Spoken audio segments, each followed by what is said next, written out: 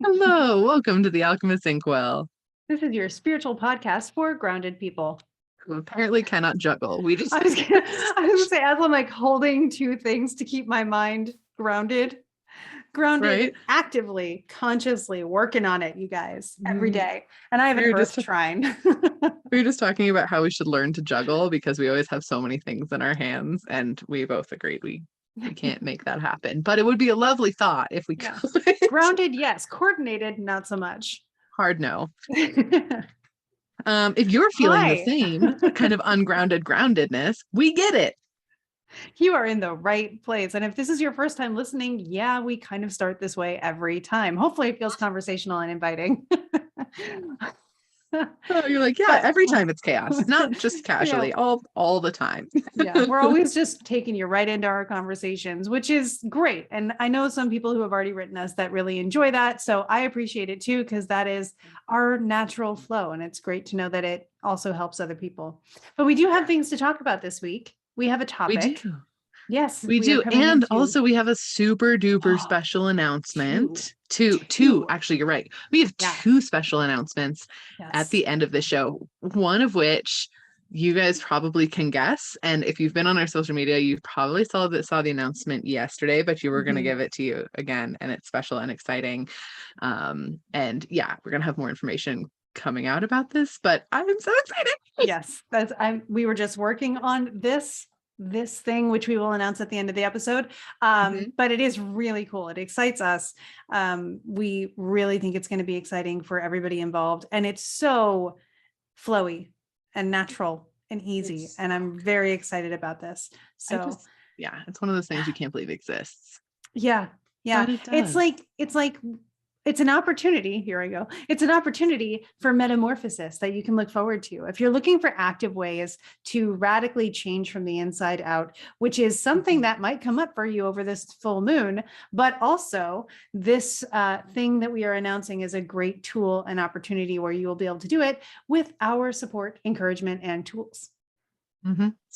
Yeah, absolutely. And we have so much fun stuff to talk about with it, which I can't wait. Also, metamorphosis is kind of our theme for the week. Yes. Krista picked it and it's perfect. So I'm just going to throw that in there that they were dead on. It is absolutely the right theme. Yeah. Yeah. So the energy of this week is bumpy. The reason for that is because we have a lot of intra-personal planets at play with personal either placements or personal more planets or bodies this week. So yeah. Really brief summary. Intrapersonal means like super personal, means above our heads, not just society, but like the collective, all of us, humankind, if you will. And those planets are, for people who love the astrology fun facts, which I just can't help but deliver, that would be specifically, we're looking at Uranus, Neptune, and Pluto. Those most outer planets that they move so slowly, it takes a generation in Pluto's case, or a portion of a generation for them to actually go from one sign to another. So that really defines for you to feel movements. Anything about them at all.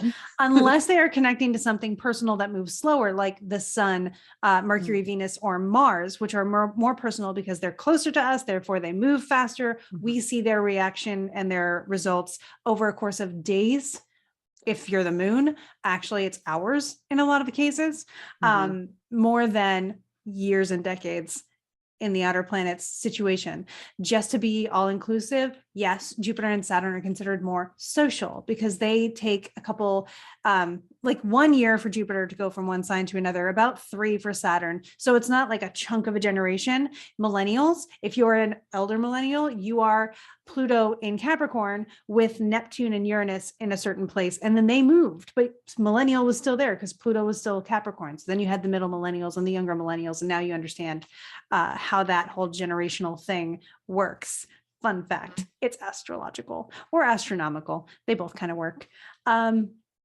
So with that, we do have these outer planets making things feel quite personal, and not just personal, but like very personal, because we have Uranus interacting with the sun, which is our energy, our vitality, our inner drive. And then the full moon, of course, which, spoiler alert, is happening conjunct Pluto in Capricorn. By the way, millennials, your Pluto is not in Capricorn. Your Pluto is in Scorpio. I said Pluto in Capricorn because that's where it currently is. So amending myself there. Yes. So Pluto is currently in Capricorn, Gen Alpha.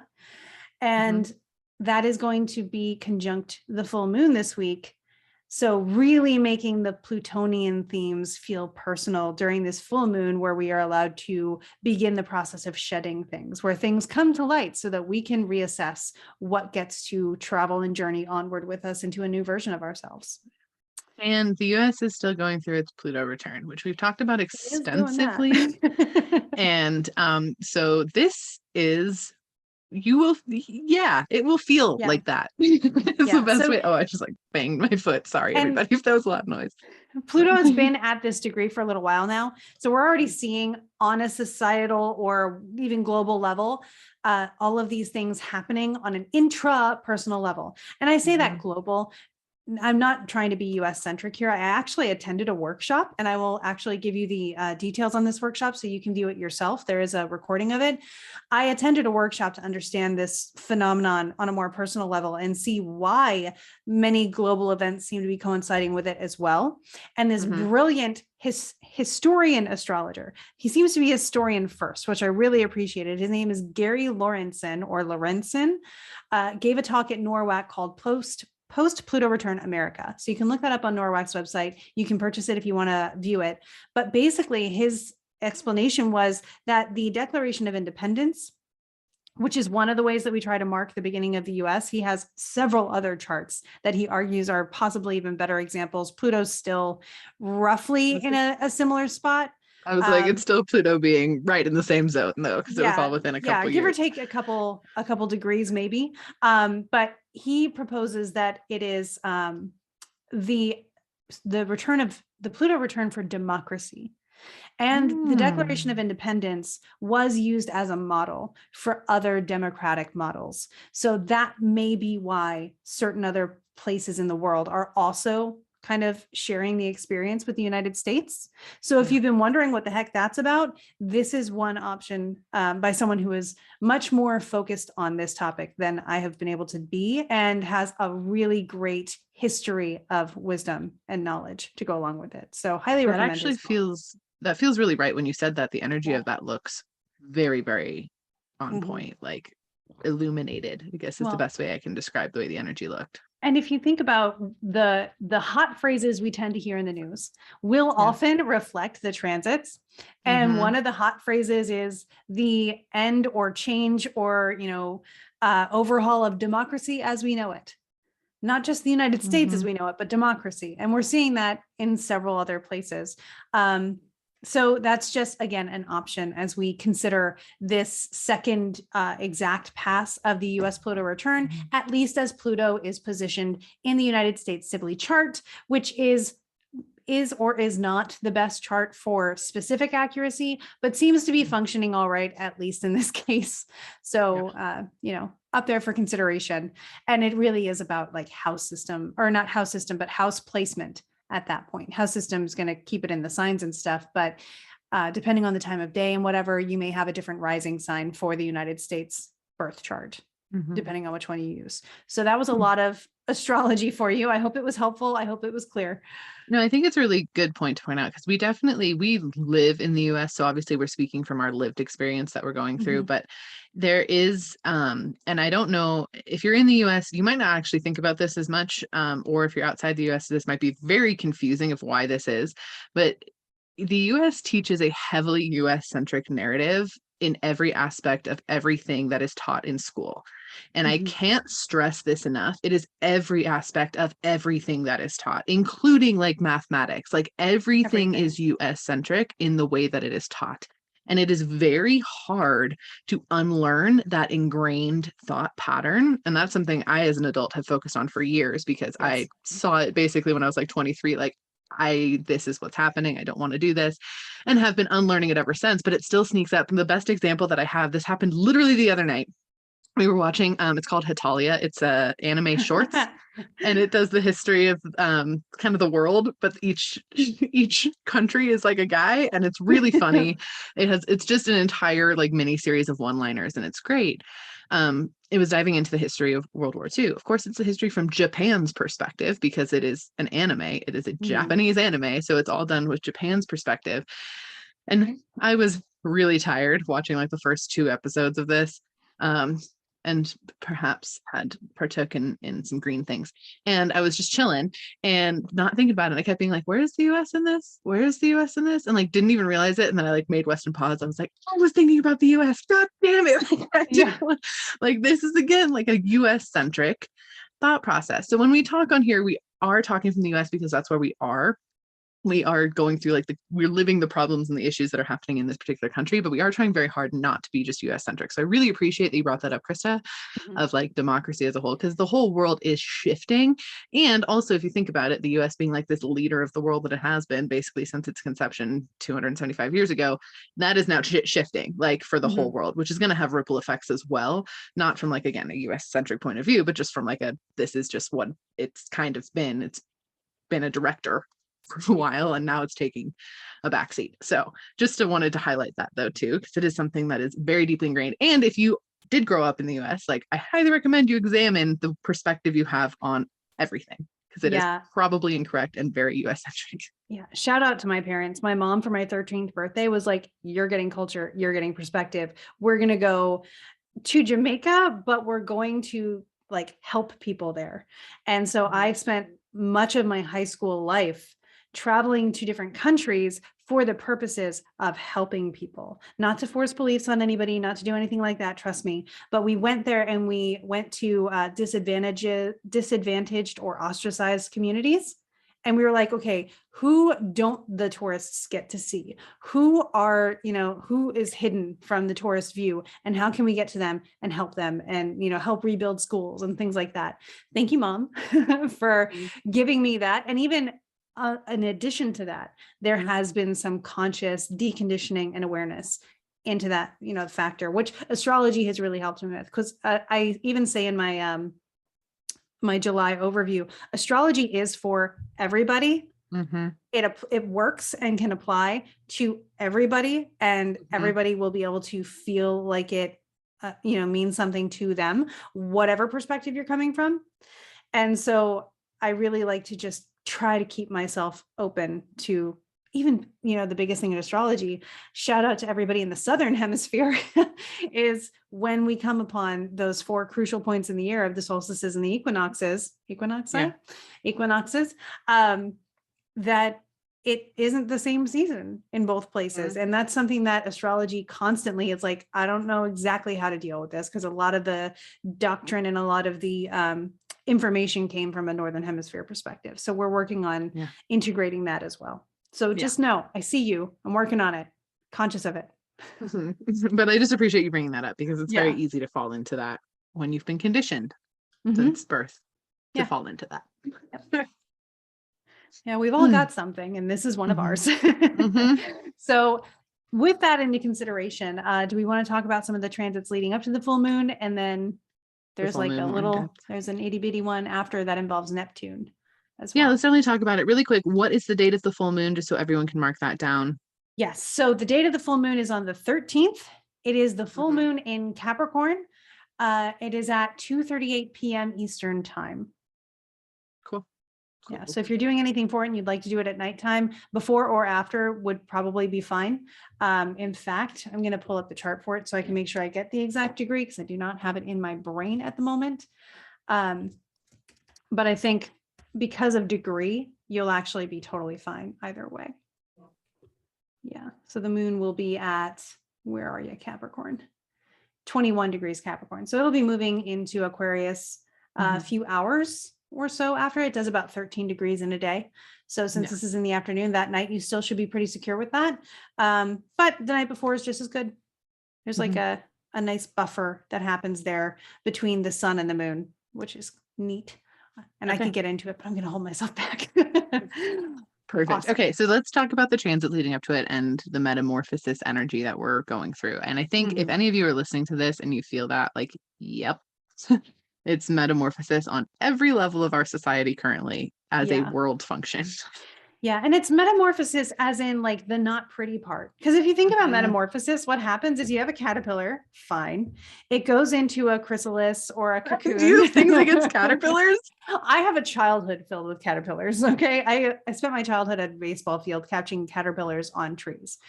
Fun fact about Kristalyn, which You're the caterpillar. Fine. it's fine. Caterpillars are great. So they can be very pretty too.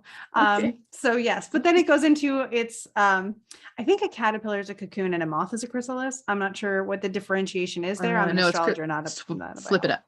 Chrysalis. Chrysalis for the butterfly, cocoon for the moth. Makes sense. Okay. We did a lot of monarch butterfly hatching in my Nice. life. So yeah, we did that in 5th grade. It was weird. It was like cool, but interesting. My mom got us our own kit. So I think I've done it, I don't know, fun. 7-8 times. We did it a lot.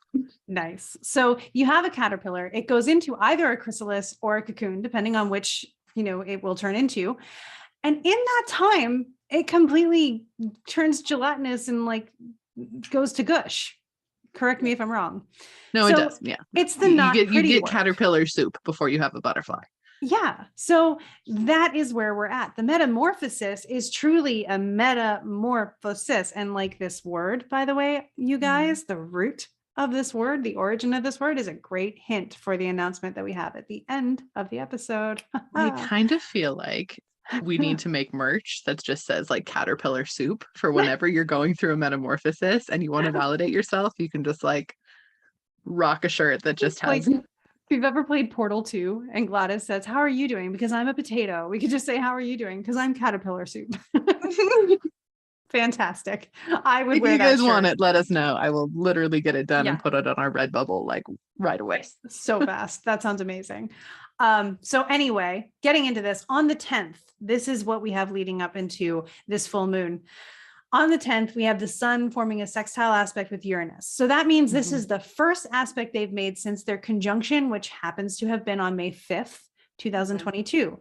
Things that initiated during that conjunction are now the themes of the story that is unfolding until the next conjunction.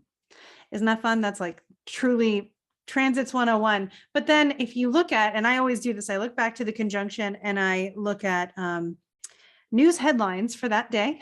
So this is me reiterating news headlines from May 5th that you may have heard of. So on May 5th, there was the Supreme Court leak. And also we got a lot of resources and inflation themed headlines starting to pop up. So now, though, that was the conjunction. This is the opening act, right? This is almost like the call to adventure portion or the invitation to adventure kind of thing, where the main character is like, okay, there's a world I'm comfortable in and there's a world that's calling me and I get to decide what I'm going to do about that in this moment. It hasn't become like all or nothing yet. So there's your little hero's journey kind of thing.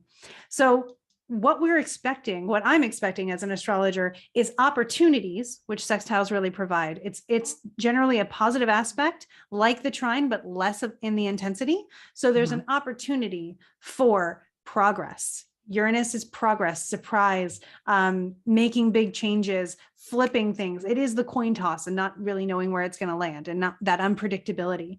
So we're finding small ways to make a change if you have the energy. And I put this in here intuitively because a lot of us have been going really hard already. What? You don't say. In fact, one of the things I have at the end of the podcast to announce is indicative of this.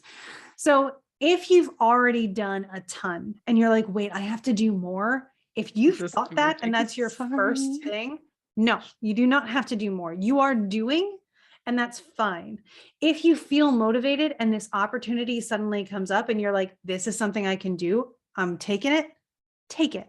And, muscle test beforehand, check in with yourself. Just make sure you're not overexerting yourself for the purposes of doing something you think you should be doing.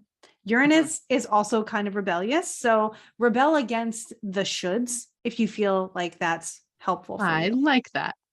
No shoulds. Yes, no shoulds.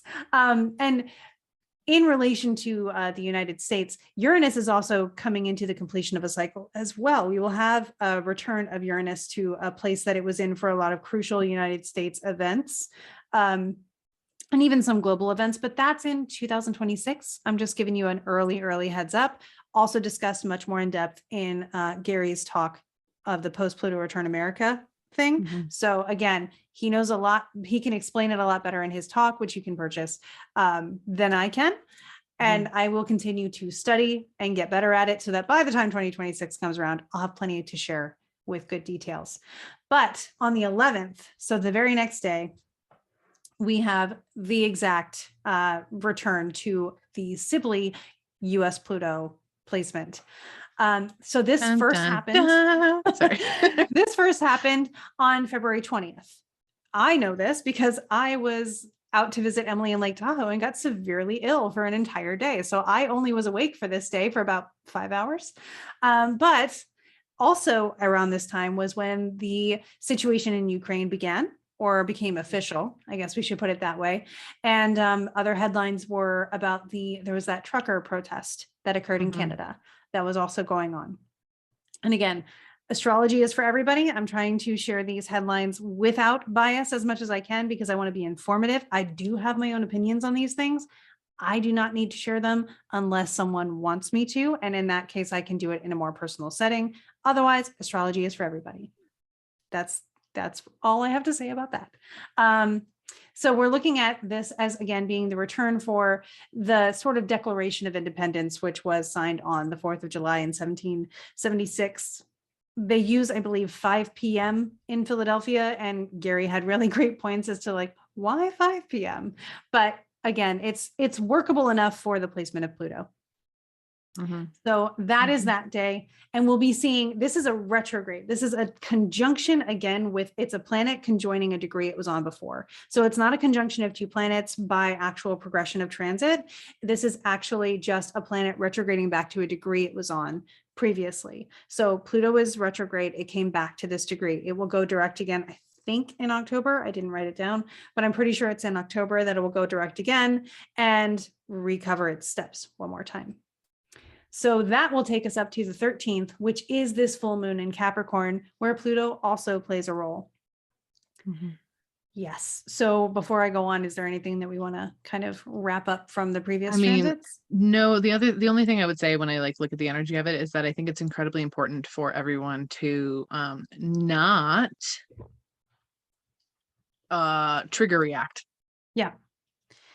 Because there's going to be very triggering energy, and you're going to want to be like, oh, react immediately.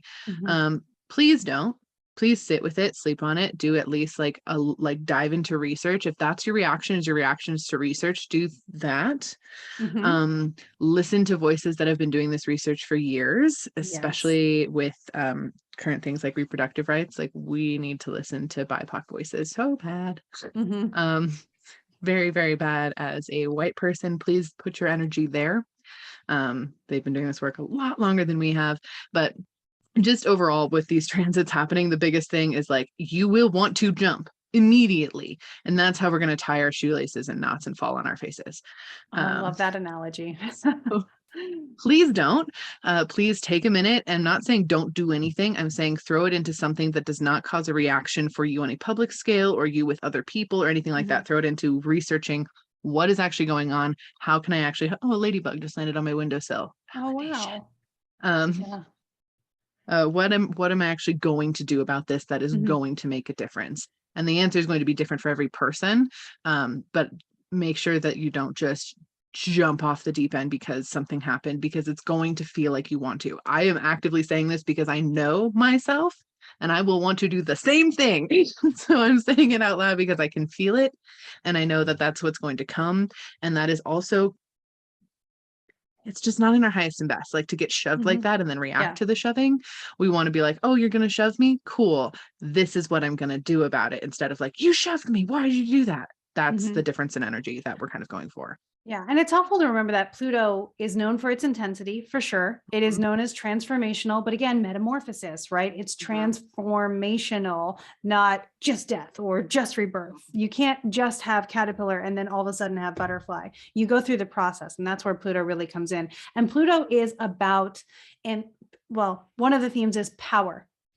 And so we have shifts in power that are happening. We have questions coming to power. We have people abusing power or using power as they can in wonderful ways. You know, there are people that are taking this energy and applying themselves to it in every way, which is again where that astrology is for everybody comes in, because the transit's the transit.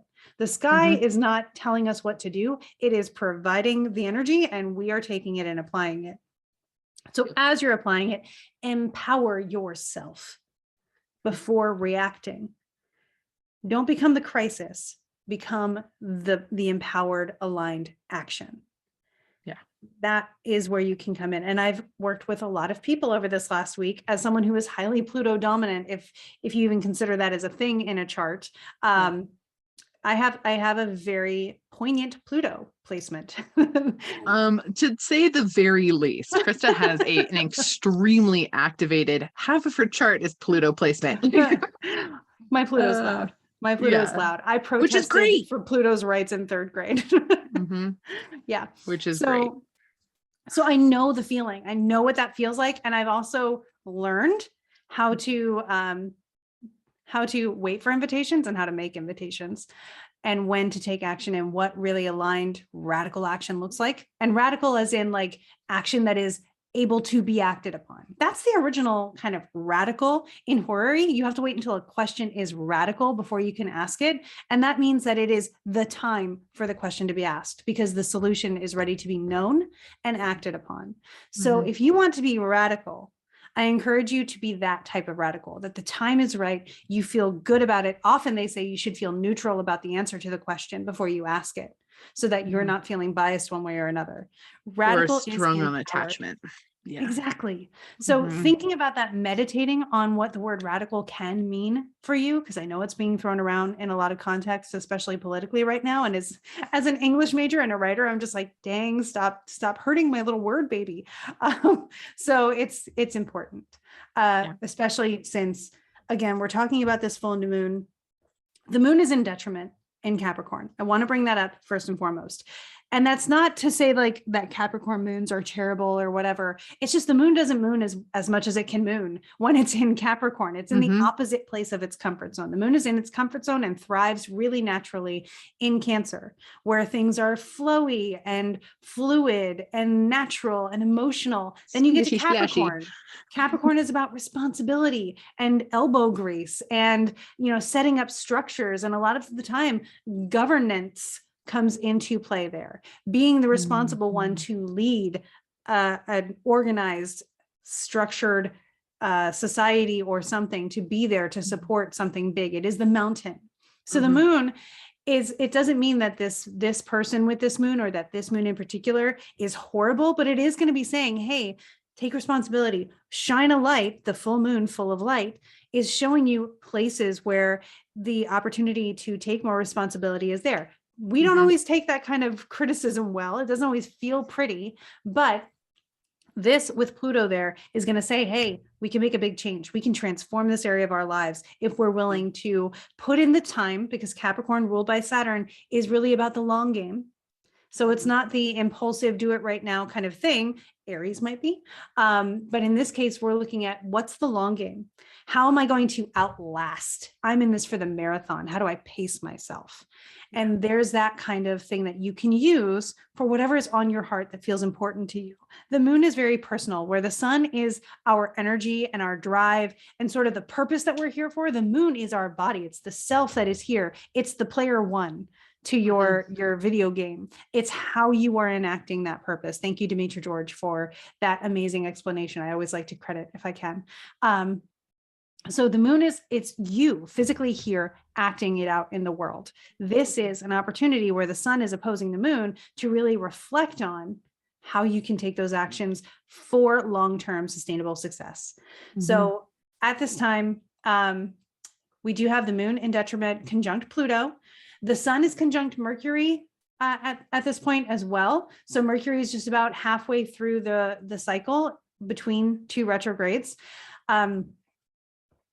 And so that means that Mercury is kind of burned up by the sun, and Mercury is really speedy. So our two fastest moving planetary bodies are kind of locked into something going on with the sun. We're Getting not going to roasted is feel, basically. yeah, we're not going to feel very much like we have the energy to move this day. One of the recommendations I have is radical rest. Choosing to, as Emily has said before, exist on purpose this day, to rest, to recover, so that tomorrow we have the energy again. And honestly, it's probably going to be 2 days from now when the moon moves out of Capricorn and moves into Aquarius. And even still, because that's still Saturn ruled, you may be strategizing and then taking action. Just the astrologer in me is like, by the time you get to the moon in Aries, which will be by the next week or so, you'll have the energy to want to move, and you'll have thought about it enough to know what you're doing. So that being said, my guides Saturn, just said it's a day to get brave. It's not a day to be brave, which I thought was really cool. That. That's perfect. Yeah.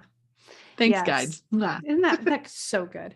That is chef's kiss advice right there. So thank you, Emily's guides and Emily, for being the channel. Yeah. So other things we have going on this day, Venus will be trine Saturn, who is the ruler of this lunation and is currently retrograde. Mercury is still in a sextile with Uranus. So the ability to lean into doing the work in order to make clear, again, with the appropriate use of radical progress in our lives. And again, I call this radical rest. You're in your cocoon. You are metamorphosing. Metamorphosizing? Metamorphosizing. Yeah. I think it is metamorphosizing. You are becoming not caterpillar soup. Yes, you're cooking.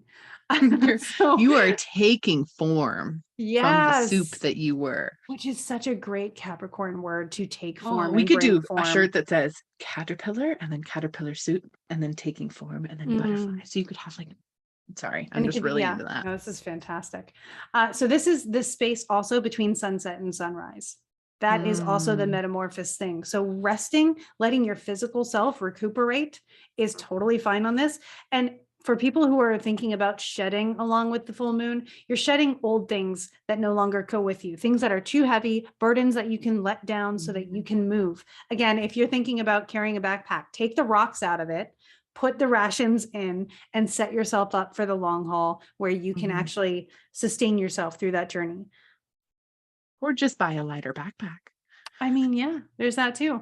I mean, I don't know why you're carrying rocks to begin with, but if they mean something to you and they're perhaps crystals, sure. I'm like, I don't know if you've ever met me, but I'm pretty much always carrying rocks. I'm with you. I always carry the heavy ones too. Right. So an affirmation for this is, I am more than enough. It's very important at this time. I feel like the energy is going to be making us feel a little bit exhausted and a little bit like we've run out of options. You are simply being told that now is not the time to move. It is one of the Avatar: The Last Airbender episodes is Return to Amashu, I think is the exact one in the second one, where Bumi teaches Aang about neutral Jin, waiting for the time to act. My apologies. That is not the way I normally would have said it. Anyway, ways to apply this: meditation, practicing detachment, like Emily brought up, and take a bath, but like a salt bath. Bring some of those crystals and salt stuff, minerals into your bath with you to like really replenish what's going on in your body.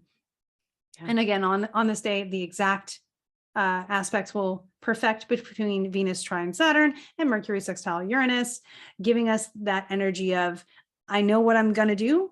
And when I wake up and have the energy and prepare myself, I'm going to lean into this. And like, we are getting ready for beginning this process. I have started a daily channeled writing practice to figure out what I need to do next. Which I've journaled daily forever. Like, this is different. I'm going to sit down, I'm clearing my mind. You guys talk for me. Usually I start it with a question, set a timer for X amount of minutes, and just write nonstop. It's really helpful. If you don't know what to do next, start asking for guidance on what to do next. Yeah. I've started doing daily card pulls and then meditating and having a conversation with guides on it. So totally makes sense to me. And then on the 14th, we have the final aspect of the week, which is Venus square Neptune. This cycle began on April 27th when they conjoined. Things that were going on in the headlines were technology research supporting health and sustainability was increasing. Yay. Venus is the nocturnal benefic. So that's nice. Peace and support efforts were becoming a big deal, still are. And there was some dissolving of relationships. Neptune is known as the boundary dissolver. and Venus relationships. The one characteristic thing that happened was that in Ukraine, there was a statue that symbolized the friendship between Ukraine and Russia, and it was taken down that day. So you can see how the archetypes of that aspect showed up in that. And also, again, we had more headlines about inflation. So when I thought about this and I thought, okay, well, what does it mean for us? How do we apply it? We have, I thought of all for one and one for all, because it's Venus making it personal, but it's Neptune making it collective and really nurturing our feelings and our values in that. And so that's all the ways that that kind of theme might show up. And it made me think of My Hero Academia. I was just going to say, you're playing big My Hero vibes going on. Yeah. So if you know that one, there are heroic attributes called quirks, and there's an all for one and a one for all. It's the two sides of that coin.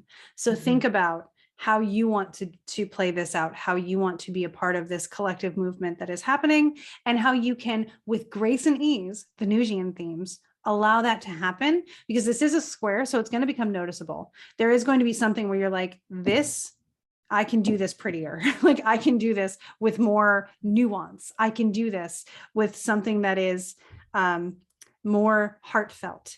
Those kinds of things that are coming up for those aspects. And that is why we call this week Metamorphosis. I love it. Good job. Thanks. Yeah. So we're here for you. We're going to post an episode next week too, and you will. We're all going to keep on this marathon together. And yeah, let's touch on our quick announcements, because we need to get that done before we run out of recording time here. Yeah. We'll save the bigger one for second. Do we want to start with the first one? Yeah. So the first one, really fun story. So again, when the announcement came out about Roe v. Wade, there were feelings in my household from both me and my partner Dan, who runs a coffee shop in town. And we thought, okay, we can get angry or we can take action, and we can do things that will make a difference. And again, really support the people who are already in this, who already know what they're doing, have the resources, and we can, enable them to do more of what they're doing and do it easier. So we came up with a drink called the Justice for All that we decided to sell over the July 4th week. And that did so well. But it really, again, anybody who is in the area that might be listening to this, I know I have a couple friends who do.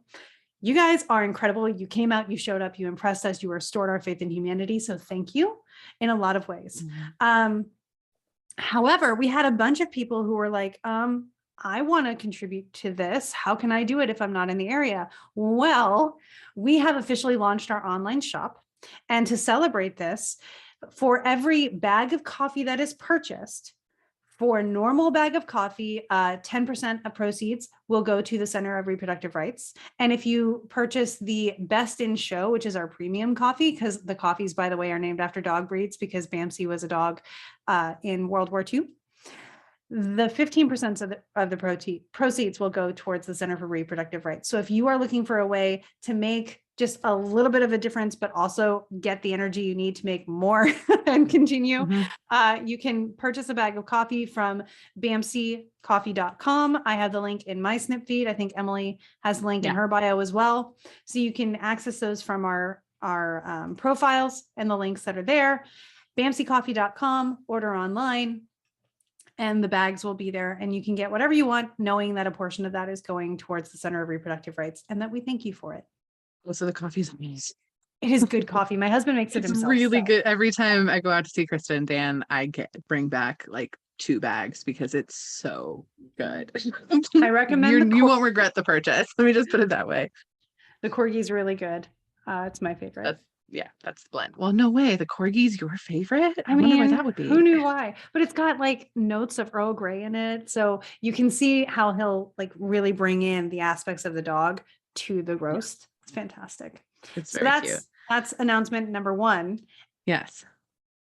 Announcement number 2. So we have been teasing and talking about the retreat with us for forever. And we are so excited to finally announce that next year we are going to be traveling to Greece for our retreat. You guys are invited to come, and we want you guys to come. We have so much planned for this. It's a 7-day retreat. It's between Athens and Santorini. It does include like a ferry ride to Santorini. It's pretty magical. But we have so many activated, deep, ancient wisdom-based things that we are going to be doing. That is the theme of this retreat, is kind of revitalizing ancient wisdom, connecting with ancient wisdom, which could not be a better time to do said thing. And we're so thrilled. So thank you all for filling out your survey responses, giving us your input on where you want to go. We're so grateful for you. If you would like to, join this retreat with us, if you're excited about it, even if you just want more information, please go to the links in our bios. You can fill out basically an email, put your email in there. That way we can send you all of the email along with early bird specials. We're going to be releasing over the next couple days more information about our exact itinerary, what workshopping kind of stuff we're going to do, different experiences we're going to have while we're there, all of this different stuff. And we could not be more thrilled. And we might do like, I don't know, Q&As on our Instagram or something like that too. So if you don't follow either Krista or myself's Instagram, please do that for more updates. But yeah, we are actually going to Greece. You are invited to come. We can't wait to hug a bunch of you in person. I know. It's going to be amazing. It's going to be awesome. But we are bursting at the seams with excitement. Yeah. And for people who are interested in safety, for various reasons. We know we got a couple questions in our comments regarding safety for LGBTQ+, and for, just any human being who wants to be on this trip. The company we are traveling with takes measures, and also the country is rated really well. Very for safe. Yeah. Safety and acceptance. It was really important to us to make sure that we were going to a place that had very good scores for accepting LGBTQ+ people. Obviously, that's a community we're both actively a part of, and it means a lot to us, as well as safety. The energy is very safe. The company has shown us all the safety measures. Like, it's going to be a wonderful, safe, aligned, beautiful trip, and we're so excited. So excited. So please join us. We want you to come. Yeah, we have so much, and we're personalizing it in a lot of really fun ways. So it's going to be super immersive. I'm going to teach you some techniques that I've used while traveling in sacred places all over the world. We're going to do sacred channeling. We're going to do astrology. It's fantastic. You're going to get the most exciting things that we can possibly share with you. Also, we don't really offer opportunities to learn from us in person for the most part, like basically ever. So this is a huge opportunity to learn from us in person. And especially for this amount of time, we never have offered this amount of time to learn and work with us in person ever before. So if this goes well, we want to host them yearly and, keep growing and expanding this. But yeah, so we're really excited that we get to offer that opportunity to you. Yeah. Yep. Yeah. So Thank you guys so much for your responses, for your amazing questions that helped inform the way we shaped and formed this trip, for watching or listening to this podcast. It is a joy of ours. We are so glad that it resonates with you too. You mean everything to us, and you are important to us. So I hope that comes through the camera or through the speakers, however you're experiencing this. I hope that you can feel how much we care. Yeah, absolutely. Yeah. And thank you all so much for being here, for listening every week. We are here with you. We are hand in hand going through it just the same. So we just appreciate all of you. And remember, this week, as you metamorphosize, as your caterpillar soup, we hope that you go make some magic. Yeah, I always wonder, like, the people listening are like, why is there a weird pause before it? It's literally because I'm counting on my fingers. She gives me the countdown so that I know that we're going in, which I appreciate. Again, oh my gosh, absolutely. Grounded, yes. Coordinated, we try. No. All right. Have a wonderful week, everyone. Bye.